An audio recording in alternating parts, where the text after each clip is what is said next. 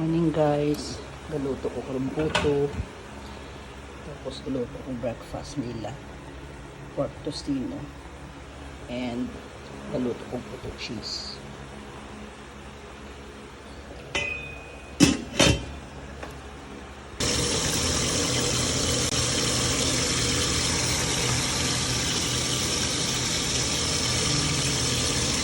Luto na akong puto. First batch.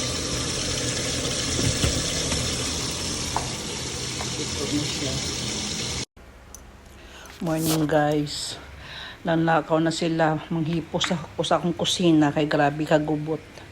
Nung naapa akong mga lutuan sa puto. Manghipos na ko. Kay grabe kagubot sa akong kusina. Karong busy kay ko sa mata na nagluto og puto para sa ilang may kainan ngayon sa school. Kaya ang donations nila is kanang Filipino delicacies ata. Ang sa akong apo is puto cheese. Nadala na nagyapon si ate sa yung office, Rika sa yung school. Kaya busy kay ko, nagluto ko breakfast, nagluto ko og puto cheese. Wala na ko kapamicture pa kay wala na. Kuha na sa oras.